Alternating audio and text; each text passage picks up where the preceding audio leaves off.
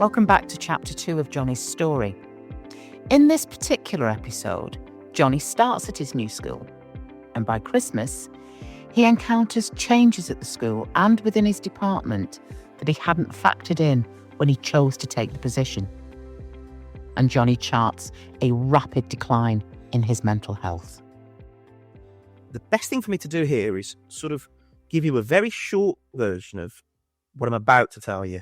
His taking over the department led to a steady decline in my motivation, my mental health, until ultimately I was thoroughly depressed. And I mean that with all sincerity. I was depressed. Let me just pull this back in. They've interviewed an ambitious, go-getting, transparent young teacher who says, I'm here, let me work with you, let me learn, use me. I want to become part of the bricks and mortar of this school. By a series of circumstances beyond your control, that information just gets lost in the ether because the people who interviewed you disappear.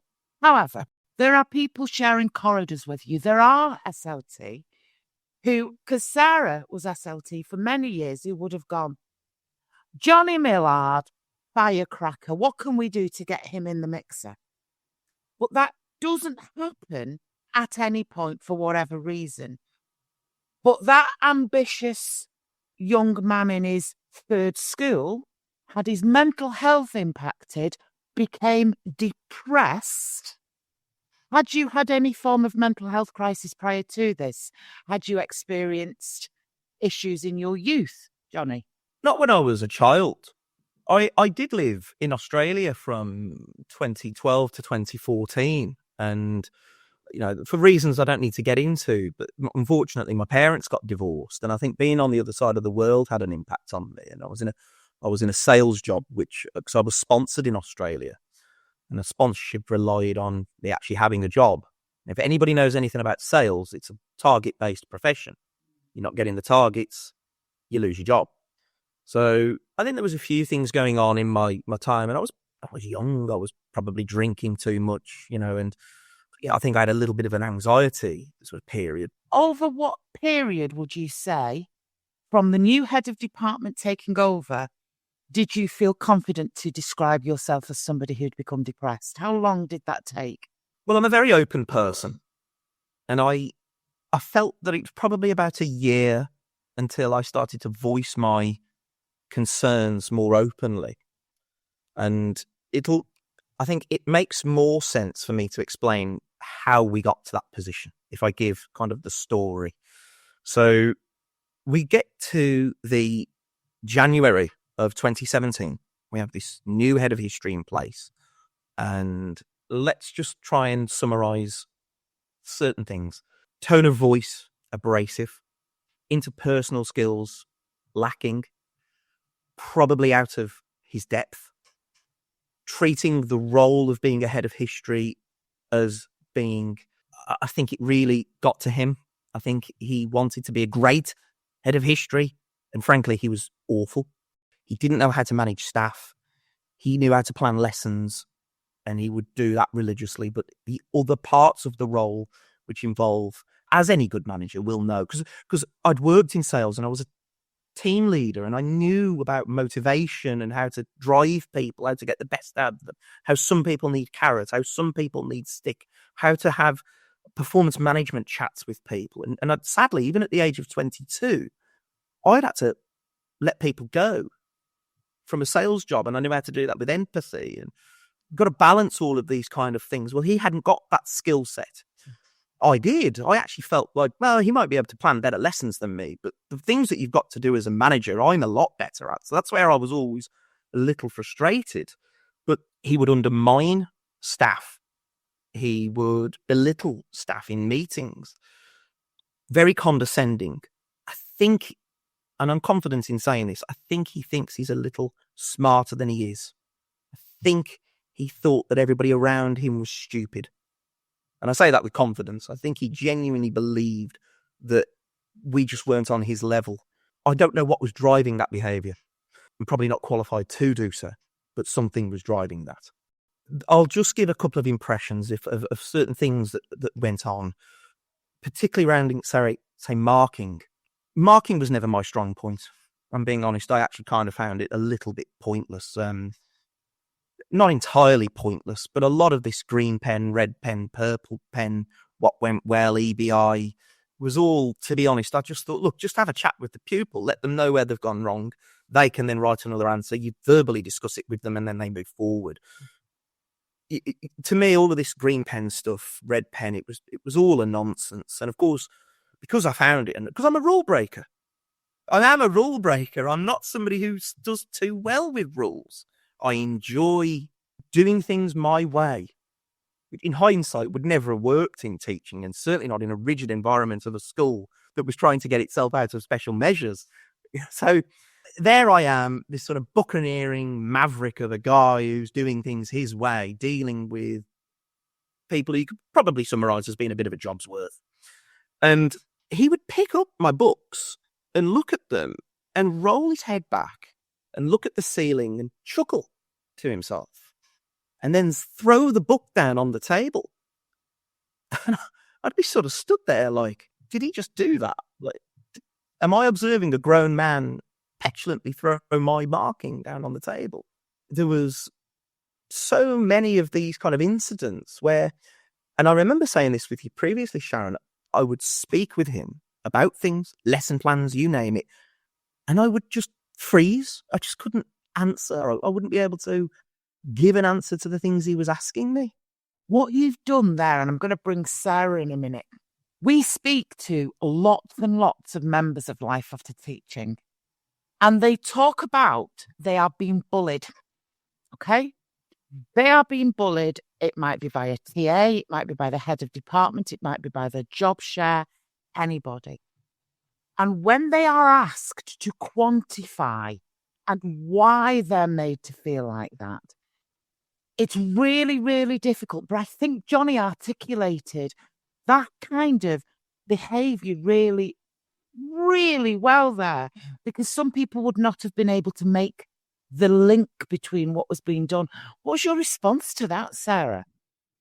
Well, listeners obviously can't see the fact that my jaw hit the floor, but it's exactly that. It's I may use the wrong word, but it's like microaggressions, isn't it? It's that lots of little things, and we've talked before about the concept of boiling the frog, that you're in the beaker of cold water and slowly the temperature's coming up until it's too late for you to jump out and you are being boiled. But putting your finger on what's and I recognise that personally, there was a subtlety to what happened with me that I know. I came home and talked to my son, I talked to my husband, and I was like, there's something, there was a look, there was an ignore on the corridor, there was the way, like you, Jonny, the way a book was kind of flung onto a desk. It sounds so trivial, but then when you tally them all up, it's a big picture. But it's also a gift if somebody wants to gaslight you. What do you mean? What's he going on about? I put the book on the table. I'd just finished marking it. I don't even remember laughing. I can't work with this guy. He's pulling me up for how I've put a book on a table. And if I've chuckled, I didn't say hello to him in the corridor. No, don't gaslight me, because there's been a sea change in your attitude and behaviour towards me. And very often what I'll say, Jonny, to members who are talking to me, go with your intuition. Because if your intuition tells you something's not right between you and somebody, you go with it. So did you take these feelings, take these behaviours, and did you speak to anybody at the school, your family? What did you do with the fact this was happening to you? Yeah, so there was so many of these kind of incidents, and I could sit here all day. And what was going on is, I'm very vocal. I'm not particularly sort of one of these sort of stoic people who can sit there and get on with it. Like, I'd come home and you know, and it's important that I interject at this point. I actually met my current partner at this academy. And she was, and still to this day is, wonderful. She's a wonderful person who listened to me and let me rant for a long, long time. And I probably took advantage of that to an extent, because it was every single night that I was just coming home and ranting at her. And I remember one day, I think she even said to me, "Do you realise you've ranted at me about this every single day for 2 weeks? I can't take that anymore." I remember I was a bit naive to an extent. I almost believed, well, the correct process is you go to the head of department and they'll have a chat and it'll all be sorted out. And really all I did was just put a giant marker on my back that I was just this problem. I was this guy at the school who was a problem, caused problems. I remember one day the head of department literally said to me, "Jonny, the head finds you like juggling jelly." and I felt like, well, I feel that I'm being extremely clear. I feel that I'm being factual and I'm giving you information that is something that you can act upon. And there was just so many of these. And just to reiterate, like, this head of history's communication skills were extremely unique, were extremely abrasive. I found them incredibly tough to deal with. When I then go to the head of department and say, well, he clapped in my face last week, I think there's a great story. I think one of the best stories to tell, actually, that summarises some of this is, one year, I'm going to say it was the summer of 2018. And I know it was summer, and I'm 99% certain that it was Father's Day. In fact, I'm just going to say it was Father's Day. So it's a hot day. I go over to my dad's house and I spend the whole afternoon with my dad on Father's Day, hot in the sun. He's mowing the lawn. We're having a barbecue, we're having a good chat. And I said to him, "Look, Dad, I'm going to have to nip in and out the house, and I'm going to work on this stuff I've got to do for work, because we've got some new thing that the academy wanted to do called flipped learning, where we had to do all these homework tasks that did all the knowledge, and then we do all the exam questions in the classroom, which, I got the idea of it, that we had to create all of these resources basically in a weekend, which I thought was inappropriate, especially over Father's Day weekend, no less. So I go into the house and I'm working on this, and I remember it was the American West, which was stuff I didn't really know about. So I'm kind of learning as I'm going. It wasn't I'd never even done it at school. And there I am creating all of these homework tasks with differentiation and all starters and all sorts of daft things in there. And I save it on the system, which you could do remotely.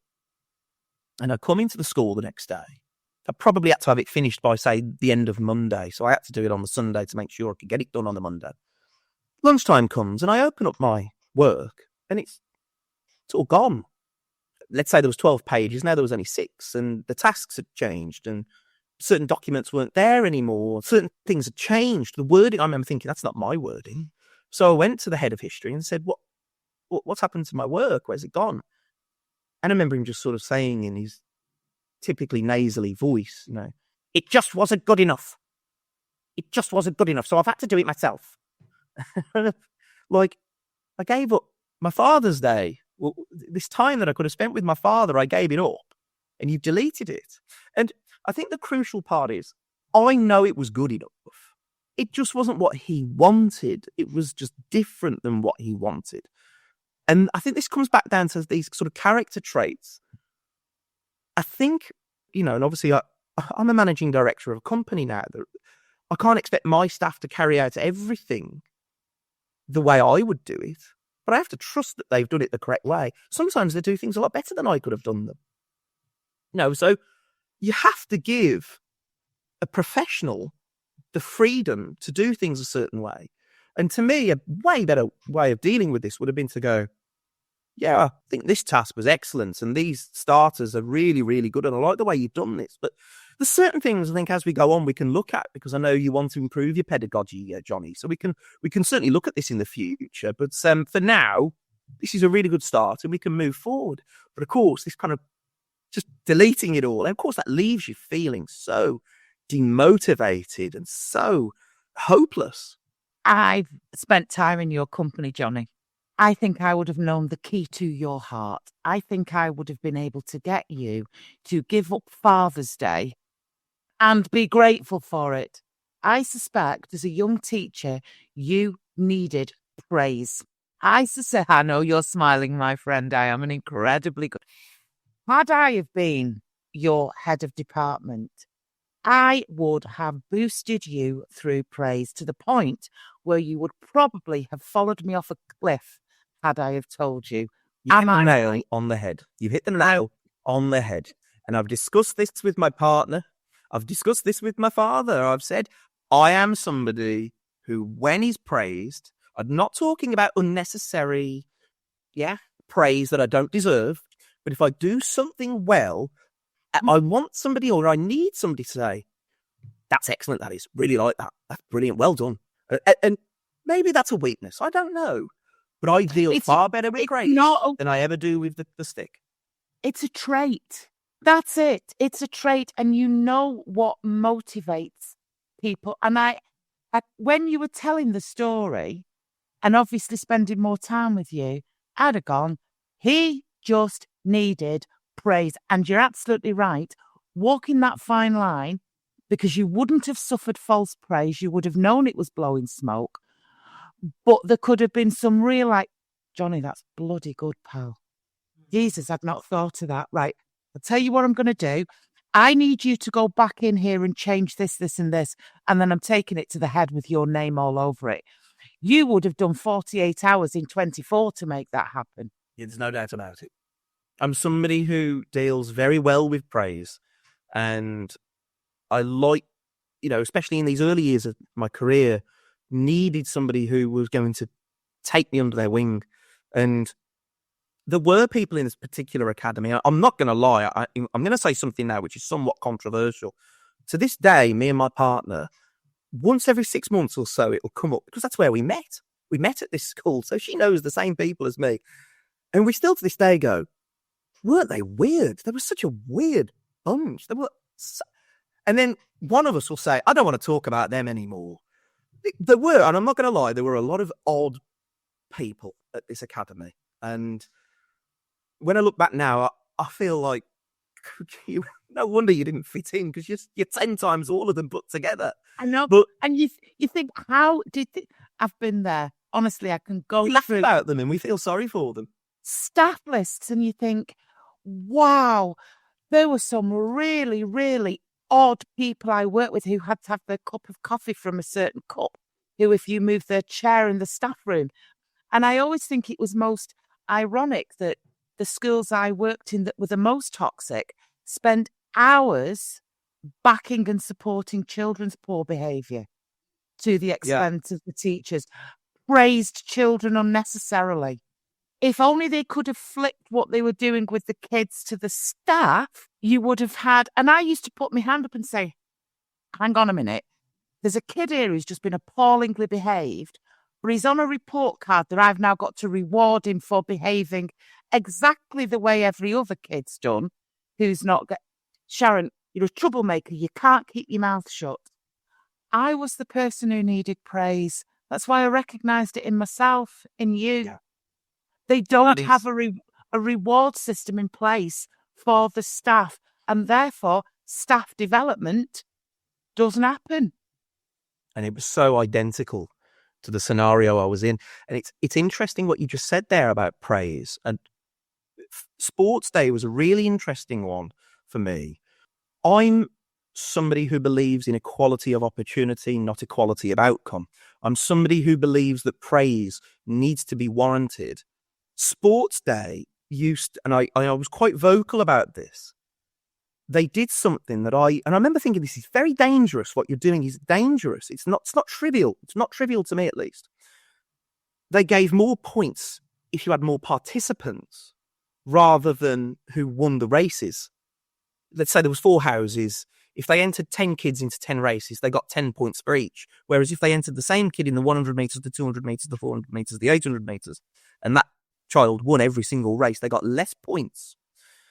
And to me, I'm like, no, that's wrong. If we've got a wonderful athlete, we need to be celebrating that athlete. If he can win the 100, the 200, the 400, the 800, let's heap the praise on this kid. Let's give that house the win. Let's make that house win with that child as the hero, because then you've got this somebody to hold up. You can have pupil of the week. You can make it all about this pupil, but no.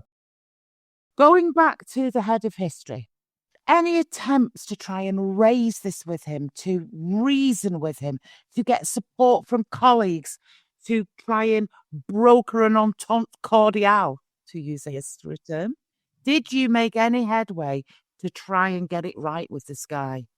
Yes, I did. No doubt about it. Initially, my conversations were with him personally, and I was saying, look, I really don't appreciate the way you speak to me sometimes. I find it, I'm not going to lie, it demotivates me. It's upsetting me. And I know other staff felt the same way. There was one day, there was an incident that happened where there was a member of staff who had a sibling who lived in another country and had come all the way over from another continent to visit her.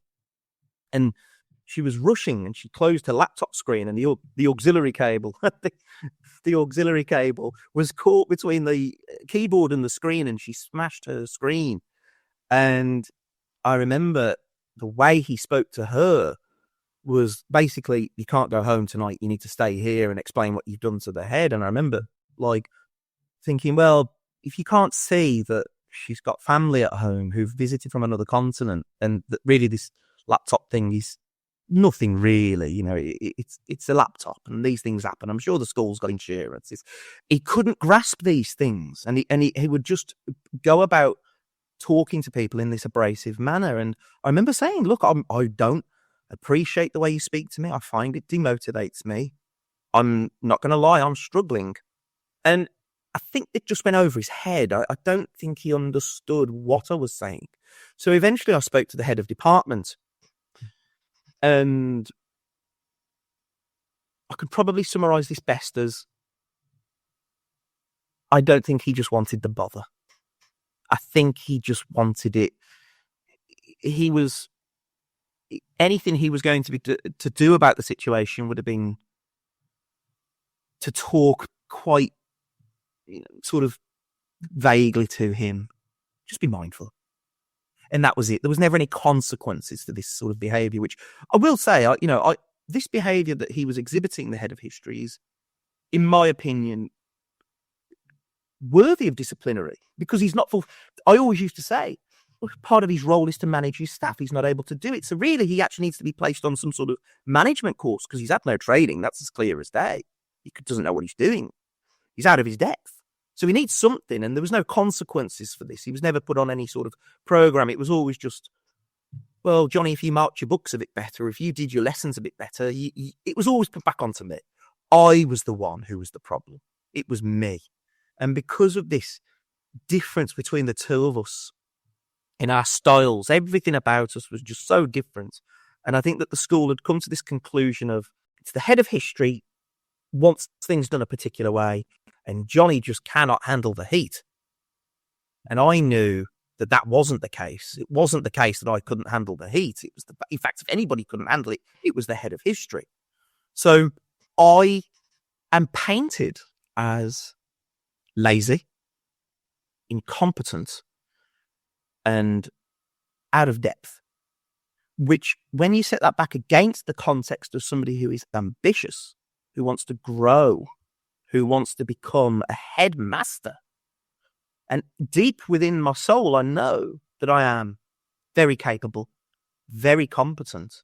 It was at counter odds to what I believed about myself. And you do start to question yourself. You question everything about yourself. And that's where probably the depression starts to come in, because you start going downhill. And every time you try to bring this up with head of department and eventually the head, and you're sort of rebuffed and told, sorry, I think you're the one who's in the wrong here, Johnny.